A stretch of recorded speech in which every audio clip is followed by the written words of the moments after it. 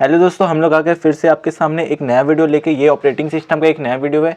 इस वीडियो में हम लोग जानने वाले हैं टाइप्स ऑफ ऑपरेटिंग सिस्टम, जिसमें सबसे पहला ऑपरेटिंग सिस्टम आता है बैच प्रोसेसिंग सिस्टम। इस वीडियो के अंतर्गत आपको बैच ऑपरेटिंग सिस्टम होता क्या है, इसको कैसे, इसका डायग्राम है, कैसे इसका प्रोसेस है और इसके एडवांटेज, डिसएडवांटेज और साथ में आपको हेड रिटर्न रोड्स। तो चलो दोस्तों, ये वीडियो को यहीं से शुरू करते हैं। तो ये आपके सामने सबसे पहले अपन बैच प्रोसेसिंग ऑपरेटिंग सिस्टम का डायग्राम ले आया है।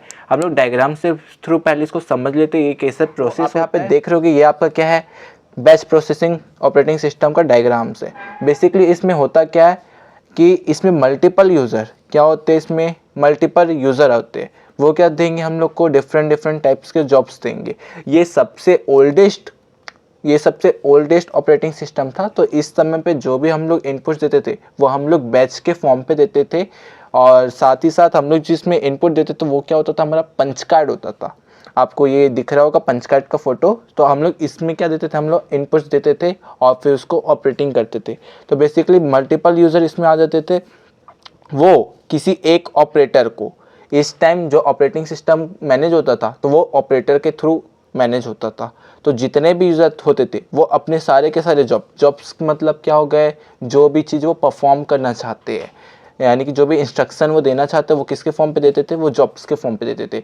तो यहाँ पे डिफरेंट यूज़र अपने पूरे जॉब्स को किसको दे देते थे, ऑपरेटर को दे देते थे। अब ऑपरेटर का काम क्या होता था, बेसिकली ऑपरेटर का काम मेन ये होता था कि जो ये डिफरेंट जॉब्स इनको मिले हैं, जो भी डिफरेंट जॉब्स इनको मिले हैं, तो वो क्या करता था, सिमिलर टाइप्स के जॉब्स का क्या बनाता था, बैच बनाता था। क्या बनाता था, बैच।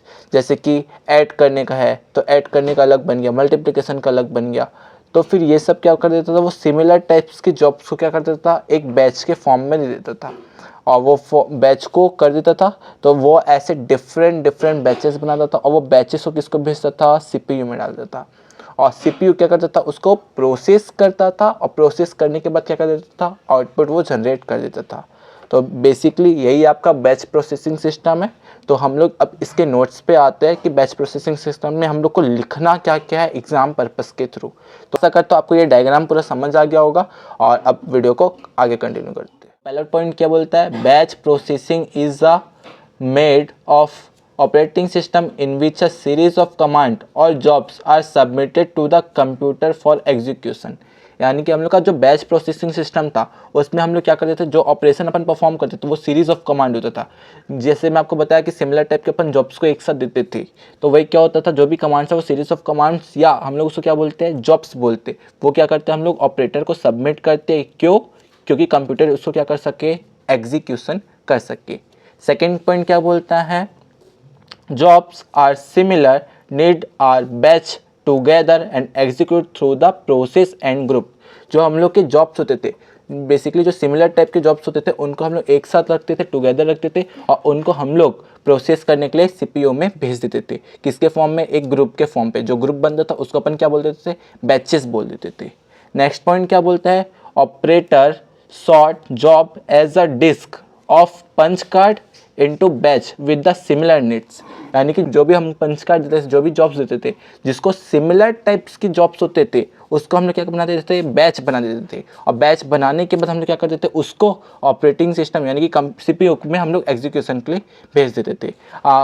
बैच प्रोसेसिंग सिस्टम के एग्जांपल्स देख लेते हैं कुछ। इसमें क्या आता था, फोर्टिन बैच आता है, कोबॉल बैच आता है, पाइथन बैच। तो ये हमारे तीन क्या है, बैचिंग सिस्टम के एग्जाम्पल्स है। अपन नेक्स्ट आ जाते हैं। अब बैचिंग सिस्टम के एडवांटेज देख। एडवांटेज में सबसे पहला क्या होता था, efficiency. Batch processing can be highly efficiency for repetitive task as it eliminate the need for human during the execution process.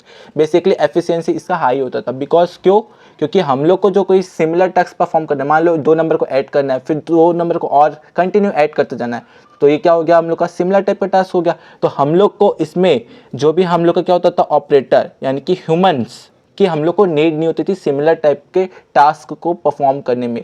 वहाँ पे ह्यूमन क्या हो जाते थे, एलिमिनेट हो जाते थे। आप एक बार बैच में पूरे प्रोग्राम्स को दे दिए तो वो कंटिन्यू आपका प्रोसेसिंग होते रहेगा जब तक कि पूरे के पूरे बैचेस या जॉब्स कंप्लीट ना हो जाए।